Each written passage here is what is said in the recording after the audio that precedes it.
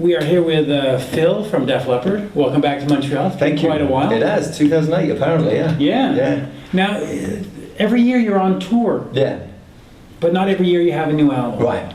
When can we expect a new album? One or the other. One or the other. Or the temperature is right now. I think it's really good doing like EP, a few tracks, one at a time, that type of thing, because really there is no demand for albums, despite what hardcore fans say. We'll say. The reality is saying different. So I think we are going to work on a new album, but I think as soon as we've got a few songs ready, I think we'll probably get them out as well. So and with iTunes, it's so much easier. it's these great. days. It's so much fun. Now, you just put out Rock of Ages 2012, Pour Some Sugar on Me 2012. Joe has talked about a forgery album where you're Yeah. going to what is the process behind that? I mean, we know why it is. It's a business Yeah, decision. sure. Fair enough. When are you going to get to recording? I've actually started Okay. Hysteria. Okay. The other guys have got to do their bits on it. The song or the album? The song. Okay. So there'll all be bits one at a time. And I think we're going to start bringing on the heartbreak. I mean, whatever one kind of takes shape.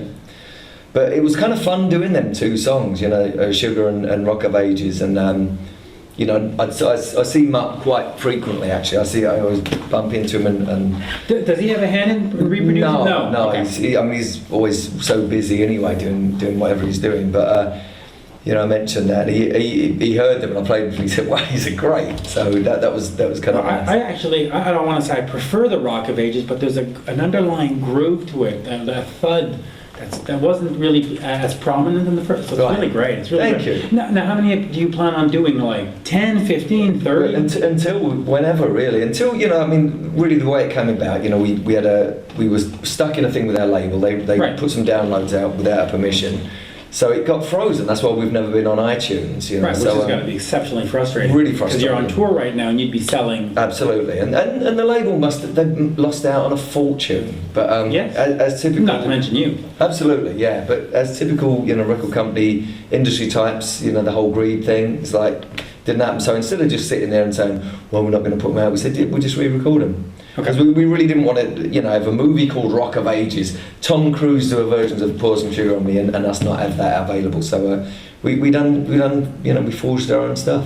Now, will there be an album eventually, or is it going to just be singles? It'll probably be singles, I think. Yeah, that's the way we'll go. Just release them whenever we finish them, which is great. And you're not tempted to update them in any single way or No, change? I think you the minute you do that, you run the risk of it really being naff and crap, and I think you have to really stick to the faithful thing, unless you do a live version, obviously, which we're doing as well. Now, the last album, speaking of live, was Mirrorball. That was the last record for your last record company. What is it? What do you see Def Leppard? That was doing actually on our own. That wasn't with. Oh, really? Yeah. Oh, I missed that. I thought that was the last. I thought that was a contractual one. No. So you're going to be going by yourself now, Yeah. which is an interesting way. It's great. Yeah. Little freedom. What about Man Rays? Yes, we put Take on the World. We put that out this year. There was a song for another movie. Right. Got more stuff on the go. It's just a matter of getting down to it. I was going to do some touring. Paul has visa difficulties and stuff, and I said, well, perhaps I'll come to England in the break. And it's the Olympics and everything, so I was like, you know what? Let's just take a break. Yeah, it might be hard to tour during the Olympics. I think so. Yeah. So it's all there still. It's up. We just to reconnect it, and it's so much fun. Just the songwriting process, the excitement, and everything. It's great. Yeah, it's also different from Def Leppard because you're really just, Absolutely. old school, as they say, right? We done the last album in 2 weeks, Punk Roots Rock. We recorded the whole thing in 2 weeks. Can you compare the two sort of recording processes between the sort of Def Leppard 2-year process and the 2-week process? Yeah, I can actually. It's I think we've gotten into that process with Def Leppard, and it's just everyone. My guitar parts, however, are pretty much. I use exactly the same thing for both last records. Like All About Believing, Undefeated, Kings of the World. Undefeated is a great song. Yeah, that's great. Yeah. I used exactly the same straight into my computer, into the Mac, as I did on the whole Punk Roots Rock album. So that's that. It's just a matter of locking into the thing. When you're playing live, when like Paul's a live drummer and everything, we actually jam the songs out live, and so you actually get more of a feel for it. We also rehearse them, gig them, and stuff like that. Whereas we don't do that with Def Leppard. So you're actually starting from recording in the studio, which is, you know, a different way of doing it. It's not as much fun, but you know, it kind of. And lyrically, it must be different as well, because it's a different message. Absolutely, like, you know, in Man Race, it actually gets quite, you know, political, social, and all different types of things. It could be a love song, you know, it can be anything. Whereas Def Leppard, we're kind of locked into a certain part. You can't really stray too far out, otherwise our fans just don't relate to it. Right. So, I mean, you got to sort of keep writing "Pour Some Sugar on Me" and not get straight to a version of it, which is great. Absolutely, yeah. I forgot my question. That's not good. Talk about a little bit about your diet and exercise. You've started off in the '80s, and you were one of the sort of toxic twins in a sense. And since then, you've cleaned up. You've got a personal trainer. You've gone vegan or vegetarian? Yeah, vegan. Yeah, I've been a vegetarian for this will be 30 years coming up. So difficult on the road to maintain that? Not anymore. It's and it is the funny thing. This tour, I've been the lightest I've been for probably about 20 years, and the fittest I've been ever. So, you know, that's and we just turn it up all the time. You know, the cardio part, we do Muay Thai kickboxing. It's you know, pads.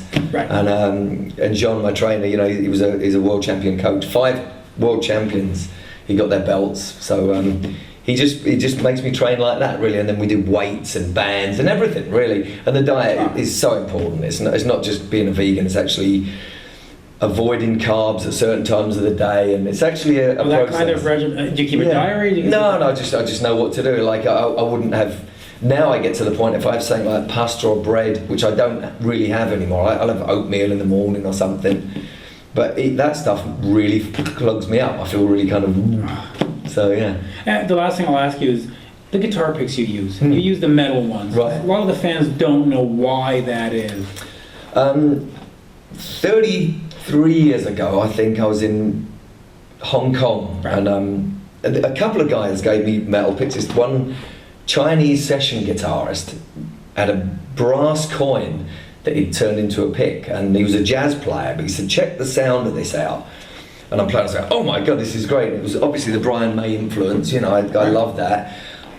It changed the sound, so I've been using it ever since, actually, and it's you obviously have to change your style of playing, because you know, it doesn't bend, and you have to be a bit more, I don't know, especially if you hit every note. Do you change them on Man Rays, or is it? Yeah, same deal. Same deal. Yeah, metal. Gives you more drive. So, absolutely, yeah, more aggressive and brighter kind of tone. Now I know you got to go get ready for the show.